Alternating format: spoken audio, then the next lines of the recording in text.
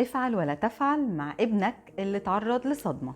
تعالوا الأول نتفق إن الأطفال والمراهقين اللي تعرضوا لصدمات عمرهم ما بيوصلوا لدرجة الهدوء اللي بيحس بيها الأطفال التانيين، لأن بعد اللي مروا بيه بيفضل مخهم في حالة ترقب دائم عشان يحموا نفسهم من أي اعتداء. بيكون سهل إن أي واحد فيهم يتفاجئ أو يتشد بسبب أي حاجة بتفكره بالإساءة اللي تعرض لها، وممكن أصلا ما يكونش واخد باله إنه بيعمل كده. لما مقدم الرعاية بيكون مركز ويلاحظ إن الطفل أو المراهق ظهرت عليه علامات التوتر، ممكن يبتدي يتصرف عشان يساعده يهدى. وعشان تعرف ممكن تعمل ده إزاي، كمل الفيديو ده للآخر. تعالوا نبتدي بشوية حاجات مقدم الرعاية محتاج يتفاداها تماما.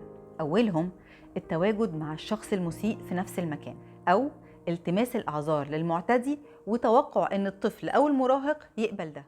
لوم الطفل على اللي حصل، إنه يحط الطفل أو المراهق في موقف دفاع عن النفس. الحركة بسرعة ناحية الطفل أو المراهق، والحركات المفاجئة زي الزغد والشد والزغزغة، المحاضرات والأوامر والزعيق والصوت العالي وتأنيب الطفل أو المراهق بسبب لستة من المهام اللي كان لازم يعملها، وتحميله مسؤوليات زيادة، أو توقع إنه ياخد باله مثلا من إخواته الصغيرين. العقوبات العنيفة، وبالذات إنك تعاقبه بالإبعاد، ادخل أوضتك مش عايزة أشوفك. الإنذارات والتهديدات، التسفيه من الطفل أو المراهق والسخرية والتقليل منه، اقتحام خصوصياته بأي شكل كان. خد بالك من ملامح وشك ولغة جسمك. الإحباط أو التوتر على وشك أو صوتك أو عينيك وانت بتكلمه، والخناق بين الأب والأم قدام الطفل أو المراهق بيزود توتره وشعوره بالتهديد. اتكلمنا عن إيه اللي نحاول نبعد عنه تماما، وجه الوقت اللي نتكلم فيه عن إيه اللي محتاجين نحطه في بالنا واحنا بنتعامل معاهم وقت توترهم.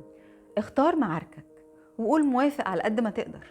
ابعد عن العقاب، قلل التوتر في المكان، شجع التصرفات التكيفية الإيجابية، فيشه لما يعمل حاجة كويسة، اديه اختيارات وعلمه يستخدم مهارات حل المشكلات، ساعده يواظب على أنشطة الاسترخاء زي السباحة والمشي والموسيقى والأعمال الفنية. طمن الطفل أو المراهق بالتعاطف واستخدام الصوت الهادي. حافظ على التواصل البصري معاه، لما يغلط وجهه بهدوء، وحافظ على تعبيرات وشك هادية، واستخدم تعليمات بسيطة وواضحة. ممكن كمان تشتت انتباه طفلك لحاجة تانية، وممكن تستخدم الهزار. ولما يكون متوتر قوي، خليك قريب منه وحواليه وقدر موقفه. ازاي تعمل كده؟ وضح شكلك متضايق ومضغوط، اعتذر، متأسف إن خضيتك، أنا مش متضايق ولا حاجة. اسأل، محتاج تفصل شوية أو ترتاح؟ محتاج حضن؟ اعرض إنه يسمع موسيقى هادية مثلا، أو يعمل نشاط يساعده يهدى زي إنه يتمشى، يتمرجح، أو يستعمل كرسي هزاز. اقترح أي نشاط هادي أو لطيف في مكان تاني في البيت. أو إنه الطفل أو المراهق يستخدم مهاراته التكيفية، إنه يعد أو يعمل تمارين استرخاء مثلا. في النهاية، لو ما أخدتش بالك إنه ابنك ابتدى يرتبك وعملت تصرفات تزود الموضوع، زي إنك عليت صوتك أو اتحركت بسرعة ناحيته أو اديته إنذارات، ولقيت ابنك اتوتر وعمل ردود أفعال جامدة، افتكر إنه لما بيشعر بالخطر الشعور بالخوف بيتحرك فورا، وإنه ده بيحصل غصب عنه. وحط في بالك إن الطفل أو المراهق المضطرب ده ممكن يستجيب للتواصل البصري، للصوت الهادي، لتعليمات بسيطة، أو وقت إيجابي لطيف معاه بيخاطب احتياجاته واهتماماته. مهمة مش سهلة أبدا، عشان كده محتاج تفتكر تاخد بالك من نفسك. انت كمان ممكن ساعات تحس إنك مش قادر تكمل، تعبت من رحلة العلاج ومن ردود أفعال ابنك اللي كتير بتكون غير متوقعة، واللي أحيانا بتحس إنها بتختبر صبرك وقدرتك على التحمل.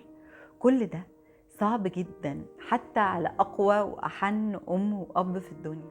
بفكركم إنكم مش محتاجين تمروا بكل ده لوحدكم، ممكن تلجأوا لمساعدة مختص، استعينوا بالأهل وبالأصحاب، اخرجوا كل فترة، اشحنوا طاقتكم وخدوا وقت لنفسكم، وما تستقلوش أبدا بفنجان قهوة وشوية فضفضة.